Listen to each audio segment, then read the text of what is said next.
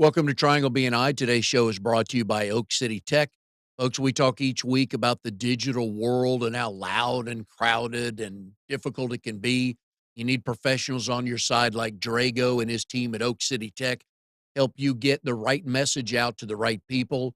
So when you're ready to start promoting your company or your product or your service, please give the folks at oakcitytech.com a buzz, and I know they'll be able to help. Hi, everybody. My name is Mike Manning. Each week on Triangle BNI, we bring you a small business success story. And if you are not familiar with BNI, it is Business Networking International, the world's largest networking organization. Our little slice of heaven here in the Triangle, Raleigh, Durham, and Chapel Hill and the surrounding cities. About each week, there are 35 chapters, a little over 500 members getting together, and we are there to help each other grow our businesses.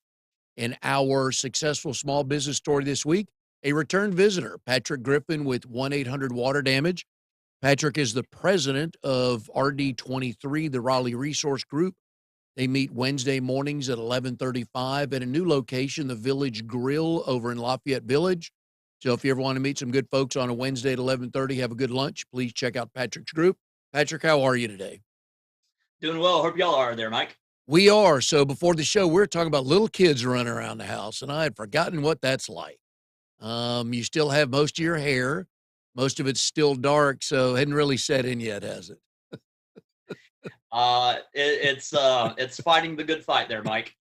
It's with two kids, it's man-to-man defense, isn't it? It is. It is. You get one, I got the other. It was easier with one because it was his own defense. We have two boys, so my folks raised three kids, so I was around for that, obviously. But to raise more kids than adults in the house, it's got to be fun sometimes. Oh It yeah, I was one of three, Yep. so God bless my parents. I know. So, and probably you and I were the best of the three. I was Were you the youngest? no, I was the middle, but I was the most well behaved because my brother and sister always got into trouble. There And, you go. and so I thought, if I don't argue and I don't stay out late, nobody will bother me. And they didn't. So, Right.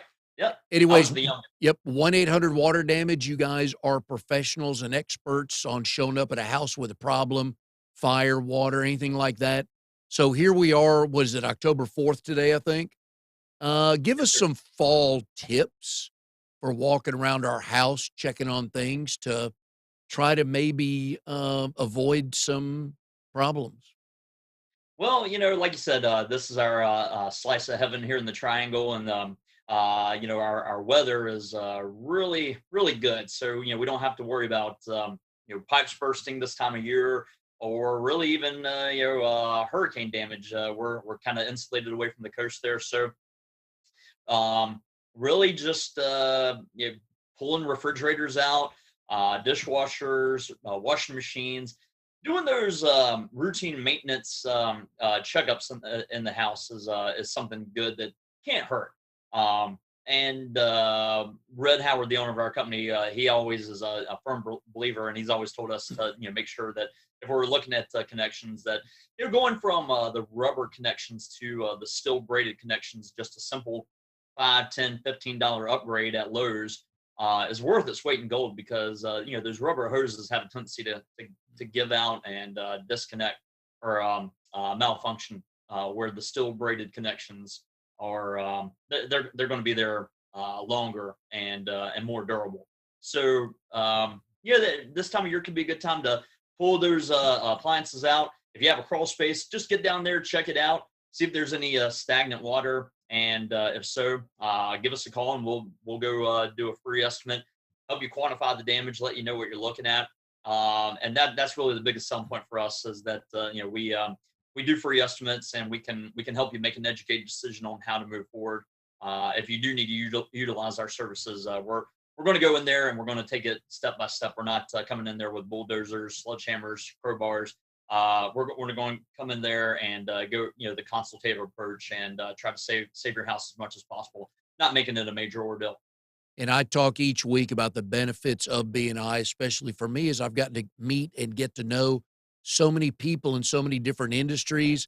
And one of the things, and I got to be honest, I don't really think about in my house, is that vent for the dryer. And if you've never cleaned it out, how much lint is in there, which could cause a fire quickly, couldn't it? Absolutely. And one little do-it-yourself tidbit, depending on your vents and how they were manufactured, where they're at in the house. But I actually disconnected my dryer, pulled it out, and you take a leaf blower and then you just shoot it, whatever's in there, and you do it once a year. Shoot that garbage out, and if anything, you're at least doing routine maintenance once a year to keep that from happening. So it's better than nothing, right? All right, so hang on a sec. Did you just give me permission to use a leaf blower in the house? Well, I better insulate myself. Get that leaf blower inside the in the ducting, Yep, and then from that point turn it on. And cool. Electric exactly. battery Yeah, operated. we have an electric leaf blower, so you No. stick it in the That in the vent, yeah. the return, or the exhaust. It's not as much fun, but I get your point. There's a reason I why it agree, should man. be an electric leaf blower. So, You, you, here's another. I gotta watch you there, Mike. Do what? I said I gotta watch you. I gotta be careful what I say. Yeah, I'm not real gifted around the house. My wife rewires all the ceiling fans, put the gas grill together. I'm not the guy for that. So, the other thing I've learned is most of us do not know where our shutoff valve is for the water, do we? A lot of times, no, and that's something we're usually educating folks on whenever we're in the house. If we're going out there doing that free inspection, and that, hey, there's nothing that needs to be done on our end, we take that opportunity to educate folks and show them where their water shut-off valve is. So typically, find your water meter at the front of the house and just kind of follow that line. It's typically straight line, and then the closest side of the house where that water shut-off is. Yeah, and that's just one of the things that we can just help ourselves just by knowing where that is. Exactly. Because if you get to that quick ASAP and you have a clear path to get in there and shut it off, that's going to minimize the damage tenfold.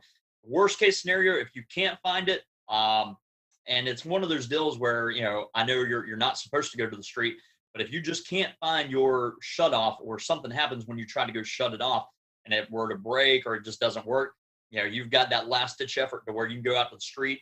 And if you have the tool, you need to go to Ace and get the tool where you can cut it off. It's a specialized tool. It's like a key, and then you from that point you would have to turn it off. So this is a worst case scenario. I mean, the city typically does not want you to mess around with that. But if your house is a indoor swimming pool, I think they're going to understand. Do you get more calls in a particular season than others? Yeah, that's kind of a common misconception. A lot of folks think if we get a lot of rain, or hurricanes come through, that kind of stuff can add to it. But really, our bread and butter for the opportunities that we have to help folks are internal, inside the house. The pipes, the hot water heaters that are conveniently located in the attic, dishwashers, washing machines, pretty much man-made stuff. So that kind of stuff can happen any time of year. I'm amazed at how many people have to approve the plans to put a hot water heater in the attic. I mean, what idiot? Forgive me if somebody watching or listening actually designed that, but that makes, I'm not, let me say this, Patrick. With all due respect to the people that do that, nobody's been able to explain to me why it's a good idea up there. Why is it a good idea up there? So I mean, my conspiracy theory is that a lot of general contractors built those houses, then they turned around, and got into the restoration side of it, so that they could have a little kind of like the wet bandits in Home Alone. But no, I've talked to some general contractors, and I think the common answer is that it was cheap, it was Yep. easy, and they just get it up there. But yeah, it couldn't be in a worse place. No. So like at my house, it's in the garage, and at that point we're on a concrete slab. Yeah. And anything were to happen, it's going to go away from the house. So if you're looking at houses and you've got that, you've got two houses that are kind of neck and neck, and one's got the hot water heater up in the attic, and one's got the one in the garage. Worst case scenario, if it comes down to that, and that's the tiebreaker, go with that because that's less of a risk.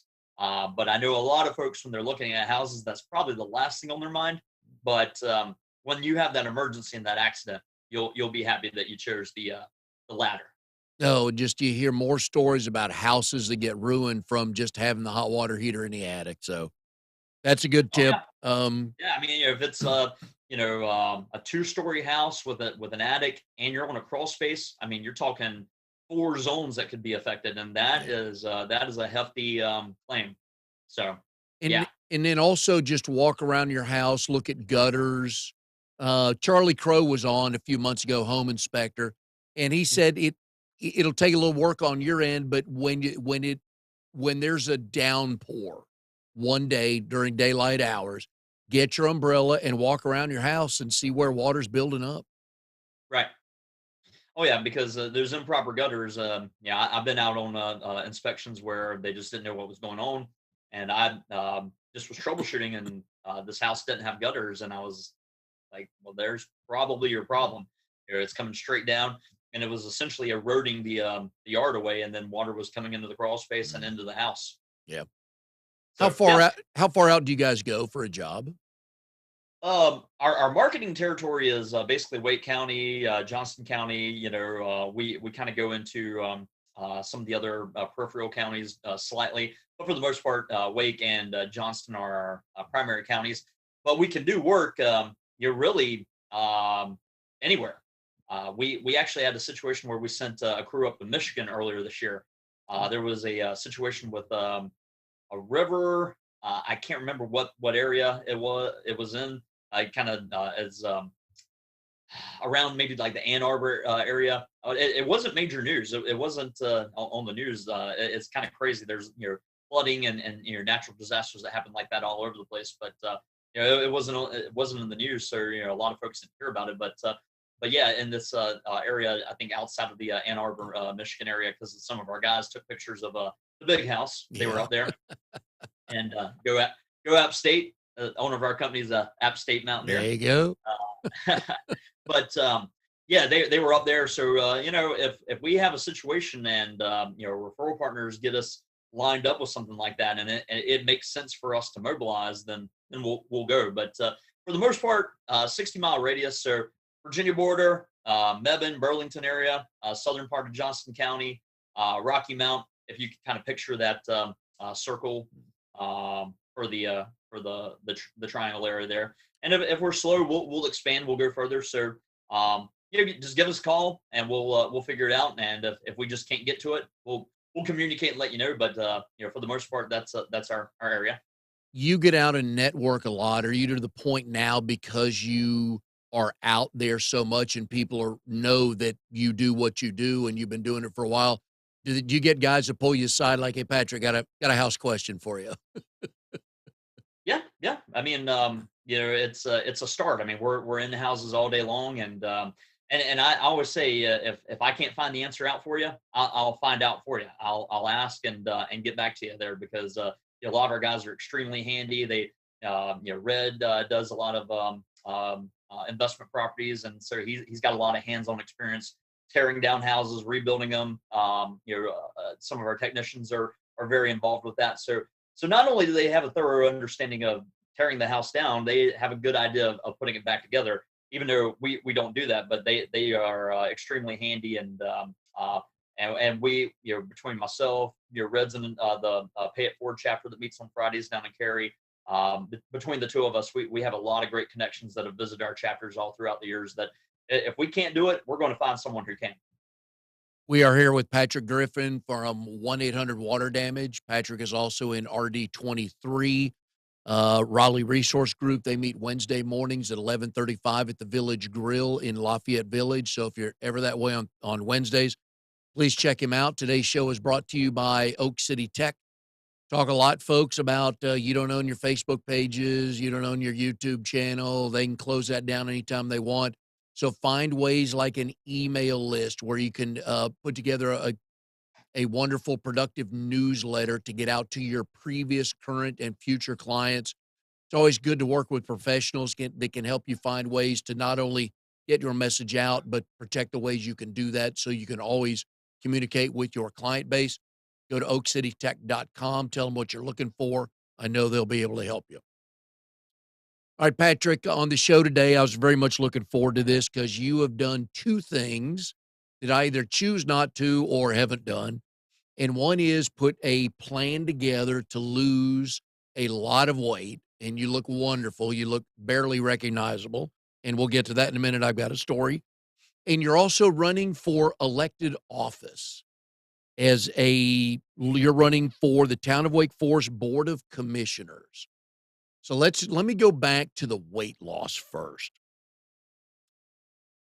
Something had to start it, right? What made you decide yesterday was the last day I'm gonna do that? So it's kind of crazy, and I give nothing but praise and thanks to my sister-in-law. And she is a extremely motivated individual. She runs marathons, triathlons, CrossFit, and she she's been a coach in what's called Optavia or Octavia. Still don't know 100% how to pronounce it correctly, but I think it's Optavia. That's the name of the program, and she's a coach with that program. And basically, it's kind of like a Nutrisystem or any kind of plan where you're selecting the food and you just pretty much eat the food like a bar, a shake, pancakes, whatever fuel you select every 2 to 3 hours. So basically, you're keeping your blood sugar level, and then 1 meal a day you're eating what's called a lean and green. So it's 5 ounces of something that's kind of fattier, like a hamburger. 6 ounces of something that's a little bit leaner, like chicken. 7 ounces of seafood, say like lobster, crab, or shrimp, oysters, something like that. But then you're having 3 servings of vegetables with it. So that way you're getting good amount of vitamins, nutrients, and no carbs or minimal carbs, high protein. So really just the good stuff that your body needs to keep those calories to a minimum, carbs to a minimum, and you really just run a deficit on a daily basis to where you lose the weight. Well, So I'm sorry. what I like about this is how it just filters through the rest of your day. You are in business, you are active, you're in the community, you got two little kids. So you got to have a plan. But I love when people have success at that or anything like that because it just shows that you're dedicated to something. So I'm curious to know how that seeped into everything else in life. But I just want people to know, what weight did you start at for this diet? So I started April 12th of this year at 268.8 pounds. And as of this morning, after my morning run, I'm at 175. So I've lost Wow. 93.8 pounds in less than 6 months. That's 24 weeks. So that's almost 4 pounds. Yeah, Roughly. yeah, Yeah. man. Yeah. So Great. who helped you along the way and that kept you focused if you needed that? So just to kind of piggyback on why we got started. So my sister-in-law, she started with family members, and it just kind of started trickling down. And honestly, at first I was like, oh no, she's going to be coming to us, and because back then I thought everything was fine, and that I didn't need to lose any weight. But she was persistent, and she stayed on it. And my wife and I, we actually came to an agreement, and we said, all right, let's give it a try. Let's do it for a month. And right off the bat, I mean, I think I lost 20 pounds. Of course, whenever you're cutting out the sodas and the beers and all the carbs and all that stuff, you're going to shock the system and just kind of jumpstart it. And that's basically what happened. And immediately I was hooked, and I just I didn't want to look back at that point. So my wife and I, we're doing it together, and she's done an amazing job, and she's lost, I believe, 70 76 plus pounds, somewhere in that neighborhood. So, I mean, between the two of us, I mean, we're, we basically have lost a person, so to speak. Uh, but you know, between the two of us, we're holding each other accountable and sticking with it. And it's kind of during the working from home and you're changing up our because she used to go in the office, now she's been working from home.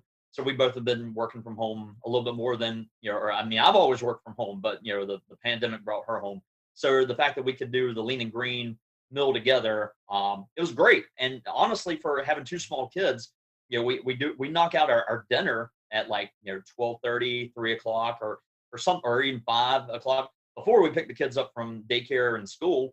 And whenever we get the kids home, we just focus on them. We can talk to them, recap the day, just enjoy that family time. Where as opposed to scrambling, trying to cook dinner and do all that, it really kind of has helped simplify things. And kind of like you said, being for a busy professional, you're driving down the road, your alarm goes off on your phone. Okay, it's time to fuel. So you eat a bar, you eat a shake, you pull over, you mix your shake in your shaker, you knock that out, and you don't have to go to sit down at a restaurant or et cetera, et cetera. So it's you're really for a busy individual or busy family people, it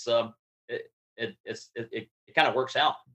I've got some friends that over the years have lost a healthy bit of weight, and I get conflicting answers on what they've done with their old set of clothes.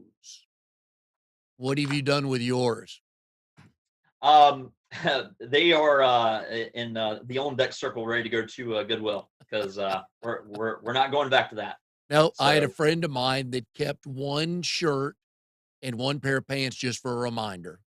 just for a reminder, Yep, yep, never again, right? yep. That was their incentive to keep it off, which is, I think a lot of people would argue that's probably almost as tough as it is to lose it initially, isn't it? To maintain. To keep the weight off, yeah. So the program kind of shifts gears as well. So what I'm in right now is what's called the 5-in-1. So 5 fuels. So every 2 hours, a bar, shake, pancake, potatoes, puddings, brownies. They got all kinds of stuff. Um, and so whenever you get into the maintenance plan, you go from 5 to 4 fuels, and then you get to actually have a second lean and green. So that's more protein, more vegetables that is going to fill you up. So hey, start the day off with an omelet, and then a few hours later have another lean and green. So it's increased calories, and it's going to help you remain full.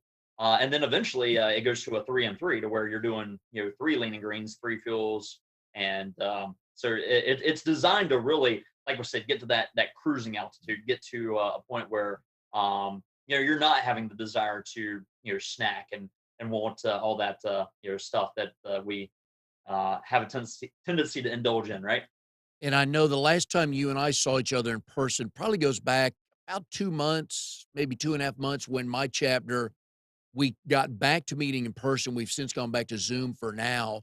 But when we're meeting in person, and there's a lot of folks in my chapter that know you pretty well because you visited and sub before, and you walked in the door and a couple of us kind of did the, "Ooh, is that Patrick?" I mean, almost unrecognizable. So that's how good that program has worked. Right, and honestly, I was the fact that a lot of chapters started opening the doors back up that was kind of a motivating factor. Like, hey, I really want to do well at this program and get out there and just really wow people because in this world and in the small business world, we always want to find ways to stand out, and I'm finding that it's something that I'm striking up conversations with people I never would have thought I would have ever had a conversation with. I mean that I've met and networked with before in the past, and they're like, what are you doing? And I mentioned the program. They're like, well, I'm doing it.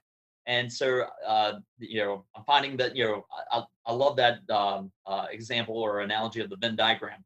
So where that Venn diagram wasn't even touching. So now my network is further expanding with folks that my Venn diagram never overlapped. Yeah. And Yeah. it's one of those things that you and I mean, you're as good as anybody in this area about relationship marketing because you're always out meeting people. And we talk about all the time to make a personal connection. We'll get to the business.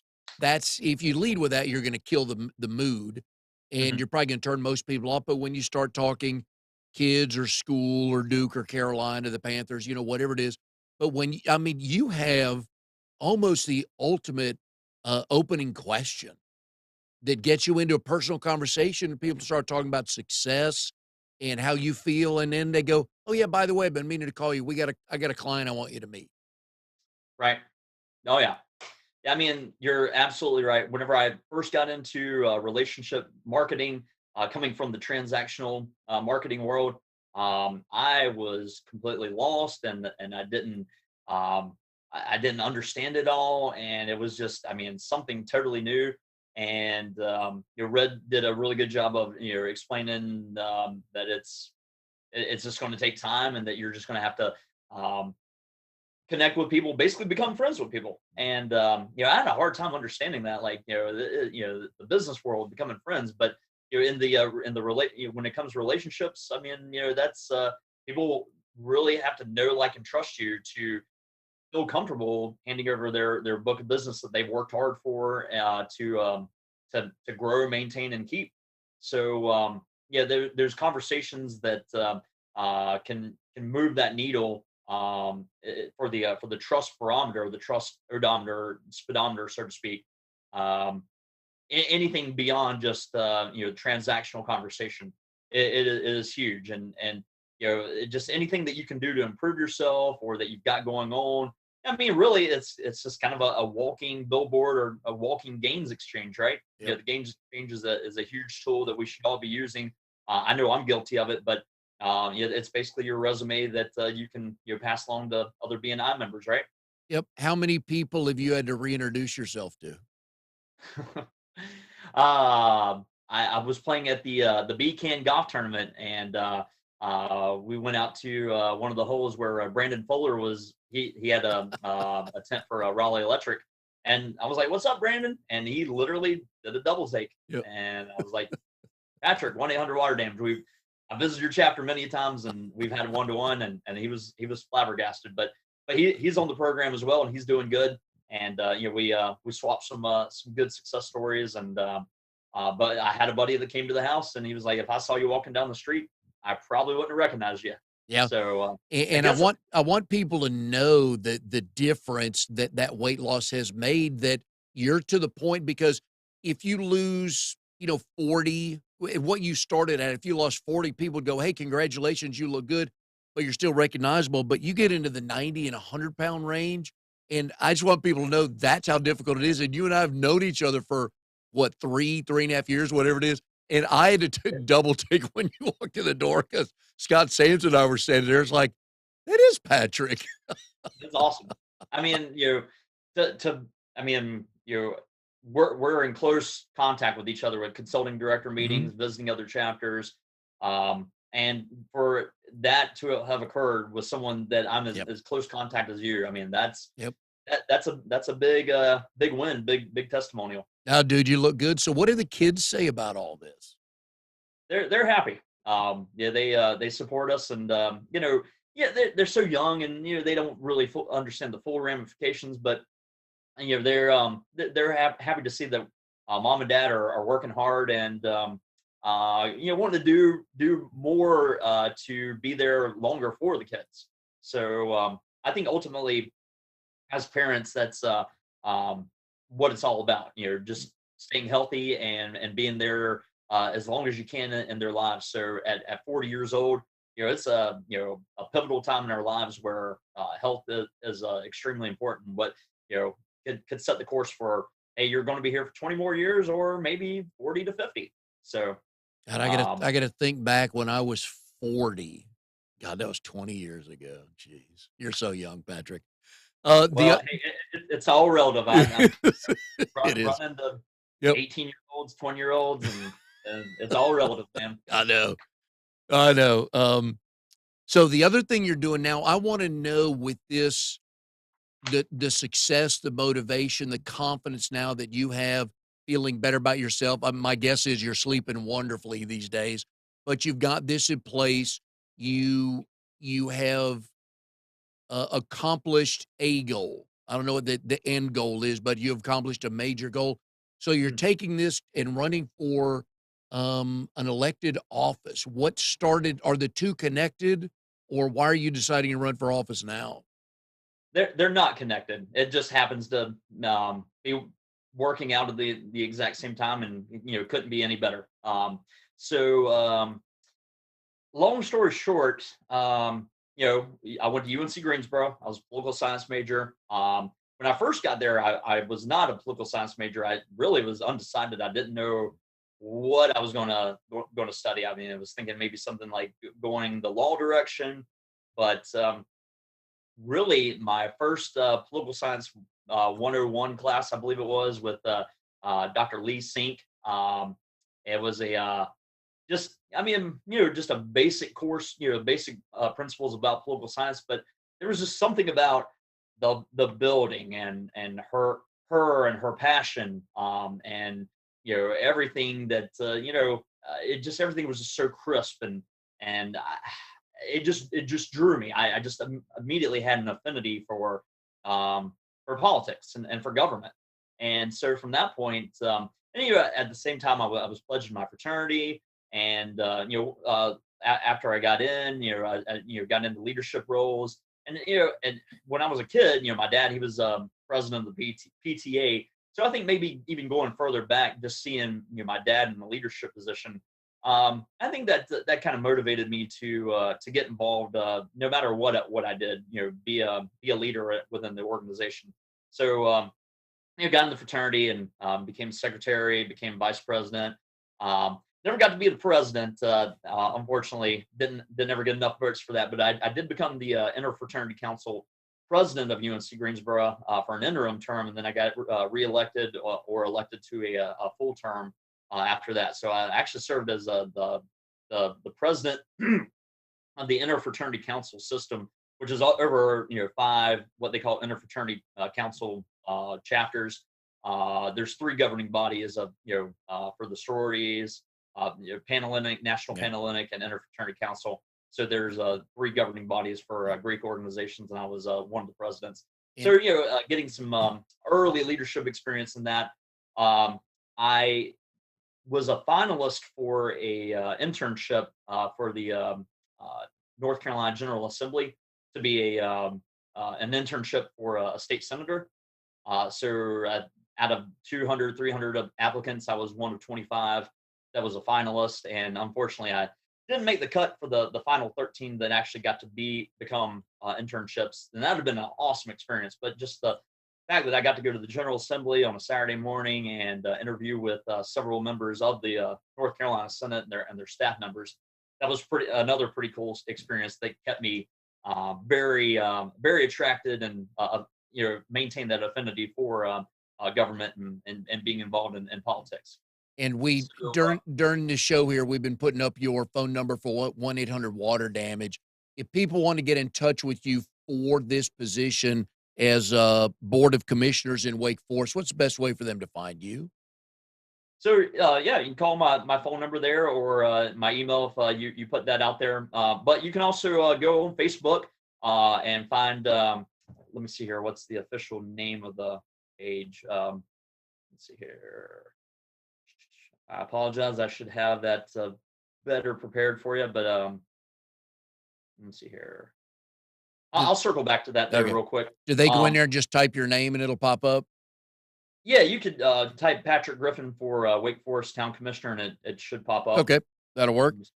Was there something that, and I have no knowledge of the previous board of commissioners, but was there something you saw going on or that you wanted to do that made you want to do this in Wake There Forest?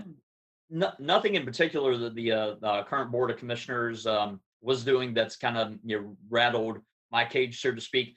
Really, my why for wanting to get involved. So back in 2012, when my wife and I we chose Wake Forest to where we wanted to buy a home, and that was our first home that we bought together, and still is. We're still at it. I think it was I can't remember what year it was. I don't know if it's 2012, 13, 14, but it was pretty early in our time living in Wake Forest. And back then, I mean, Wake Forest was really small. I mean, I think around 12,000 residents back in 2010. And we're getting close to right at about 50 or so thousand, or at least on pace in the near future. So back then, at our neighborhood at Coach Landern Avenue and Forestville Road, I found myself kind of like r- feeling a little endangered, or it was kind of rolling the dice trying to take a left out of the neighborhood, because it seemed like more and more cars were coming into the area. If you look to the left, it's downhill and it kind of is a slight turn, and to the right, it's like a blind curve that comes out of it, kind of right to left, so to speak. And so you've got limited visibility from the right and the left. And I mean, it's a high traffic, high volume area. And that nowadays, or 5 o'clock, peak usage time, you can sit there for 2.5, 3 minutes, and you're still rolling the dice, taking a left out of the neighborhood. I mean, several of our neighbors have actually been in accidents taking a left out of the neighborhood, and that shouldn't be. You shouldn't have to put your family at risk to take a left out of the neighborhood. So that's my why, is that I basically reached out to folks within the government back then. Never really got any answers. Didn't really know who to talk to. So one night, whenever we had just joined the Chamber of Commerce, I was actually at a Wake Forest after hours event with the Chamber of Commerce, and the mayor, Mayor Vivian Jones, was there at the event, and we were talking. And I actually talked to her on election day, but at the after hours event, I had a little more time, and had more of an opportunity to talk to her about the situation. So she basically said, "Well, email me a recap of this conversation. Tell me the intersection, the coordinates, and we'll see what we can do." Shortly after that, like about 1 or 2 weeks, I get a reply back from her saying that she had sent it to the North Carolina DOT and that it had been warranted, and that a stoplight could go in, but you need to pay for it now. So I don't have that kind of money. So the suggestion was, take it to your HOA. Well, at that time we were builder controlled, and I knew we just weren't going to get any support, because the builders, they their goal is to build as many houses and keep that ROI and that profitability at as high as possible. But shortly after that, we actually became resident controlled, and so I took that to a board member that I knew, and actually a guy that have ties to back where I grew up in Hickory. I went to high school with his brother, so really small world. But I took it to him, and he was like, "Okay, basically we'll see what we can do." And then about a month or two later, didn't hear anything. Continued to follow up, to stay persistent with it. And finally, one day, got an email saying, "Hey, there's a spot open on the homeowners association board, and if anybody's interested, they should fill out the nomination form and come to the annual meeting, and we'll have an election and kind of go from there." So I thought, well, hey, I'll take it upon myself and run for the board, and if I can get on there, I'm going to make it my mission to get that added to the agenda. So I did, and I ran unopposed, got elected, so to speak, by unanimous consent. Got put on the board, and my first meeting as a board member brought that to the attention, got that on the agenda. Went from a non-issue to, okay, now we're going to put this on for the 3-year plan. June of 2020, we kind of started talking about moving forward with our long-term plans, and I was charged with doing the due diligence to get aesthetics, functionality, specs, cost, et cetera, for that stoplight. I reached out to the mayor, said, "Hey, we're looking to move forward," and she said, "Well, pump the brakes on that. We actually just added it to what's called the capital improvements plan, and you guys can save your money." So I took it back to the board and said, "Hey, congratulations, we can save our $25,000 out of our budget, and we can focus on other projects." So that, to me, is my why and my passion for why I've gotten involved. Is I took an issue, I've ran with it, and there's been other things that I've been involved with that have helped deliver goods and services for members of my neighborhood, Stonegate, up here in Wake Forest. And as a salesperson, it's great whenever you can connect the dots, whenever you can be a problem solver and help someone get from point A to point C by being that point B for them. So the critical thinking, thinking outside the box, and being an advocate liaison. Those are the things that I pride myself on. In the sales world and in the public service world, being on the HOA board, and I just want to take that passion and that commitment to service to the next level for being a town commissioner.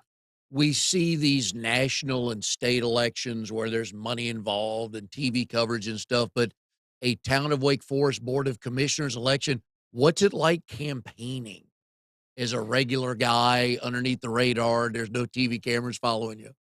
Right, exactly. So typically on these type of elections, only about 19% of registered voters actually vote in municipal elections, and really, municipal elections are important. They're just as important as state and federal elections. So, and you don't like what's going on in the town, get out there and vote. And if you don't vote, you really don't have a right to complain. So, get involved in the process. But as a candidate for this office, you're actually not going to see a single sign or bumper sticker, button.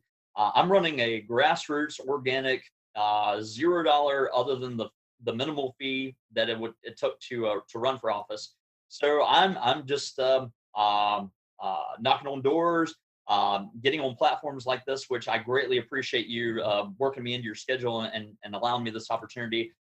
You're for a digital platform. That way I can share it on my Facebook page, my Town of Commissioner page, share it with other folks, and also promote BNI as a whole, promote your business, Wired Change. So utilizing these resources are go a long way. So yeah, and that's just the type of candidate that I am. Is that I'm not taking any money, and I'm not raising any money. I'm not spending any money, because I'm truly passionate about what I'm doing here, and I want to make a difference. Just because I care, and it's really a passion to serve constituents.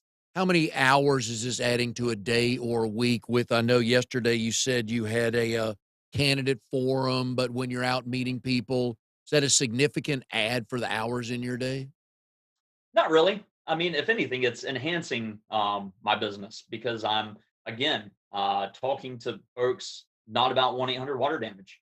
Yesterday, several conversations came up where folks were like, "Well, because I wore my name badge that I got from Randy Bernstein at Brand Shark, so I had my name badge on with 1-800 water damage. So it's that cross pollination, Mhm. that cross you're just cross collaboration, Yep. pollination, to where I'm out there spreading 1-800 water damage passively.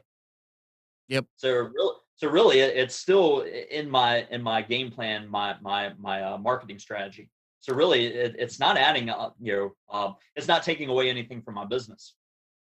So I don't see pictures of you, or will I see them of you shaking hands, kissing babies, and, stuff like that? Or is it just literally talking to people any chance you can get?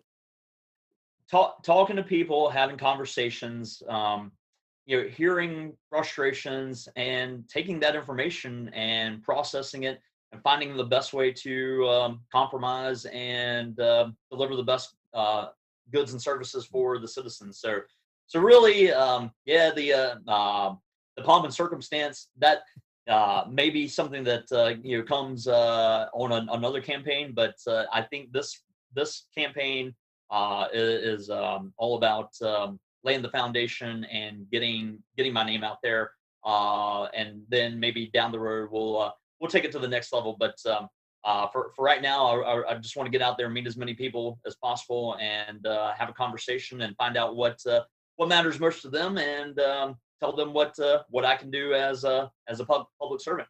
What day did you file for this election?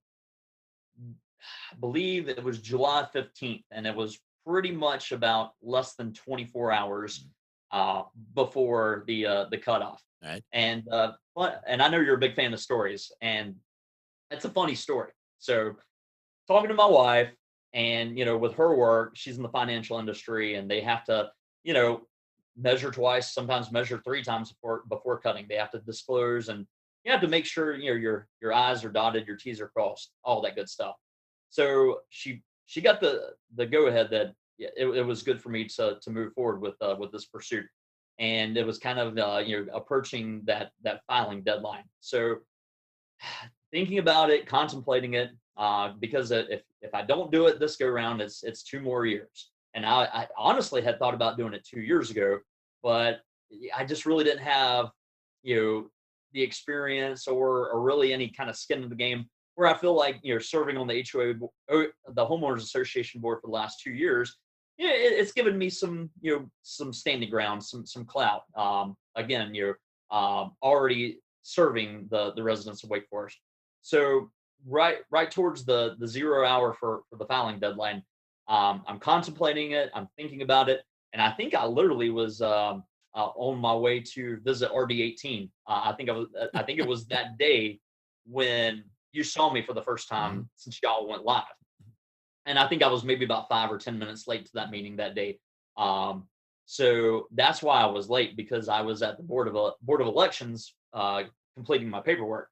But that morning, I'm driving down the road, and I've never heard the theme song for Parks and Rec on the radio. Very familiar with the show, love the show, but you hear that and you just think of government and local government, and it was just kind of I wouldn't just an epiphany or serendipitous that at that moment I hear that song, and I'm like, that's got to be some kind of sign. And that kind of at that moment I just got that feeling of wanting to move forward with it, and that's it was the tipping point, I guess you could say. All right, well, very good. So my takeaway today is this is step one, and I'll just leave it at that. So one day when you're running for governor, of course, we'll have you back on the show. But people can go to Facebook if they type in Patrick Griffin. Correct. So Patrick Griffin for Wake Forest Commissioner. Okay. Sounds good. And they get some more information on you on that. I would highly recommend, if you live in Wake Forest or know someone that does, Patrick would be a wonderful addition because he truly does care. Wouldn't have him on to talk about that if he didn't. So I wish you luck with that, Patrick. And can't wait for the election night party. Probably go on till midnight, 2 a.m., something like that, right? No. Be a Wendy's. Well, you can't even do Wendy's drive-through or pizza on the way home, can you? Right, exactly. Maybe Michelob Ultra Seltzer to that'll work. That'll work.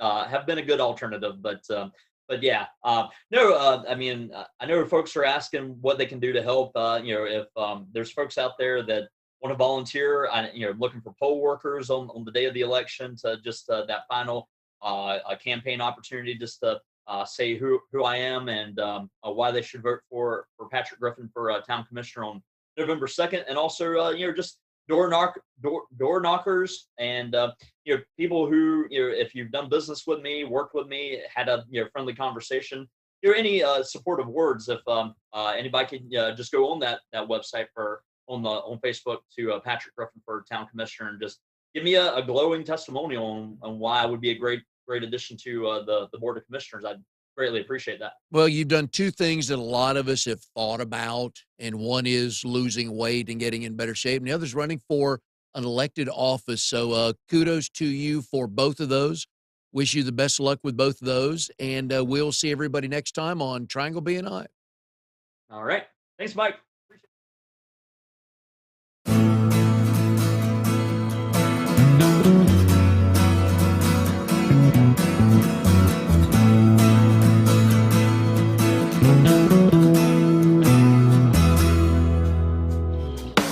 You are tuned to the Nissan Communications Network.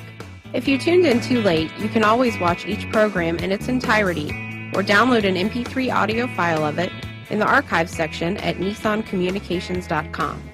Don't forget to subscribe to our YouTube channel, follow us on Twitter, and like us on Facebook.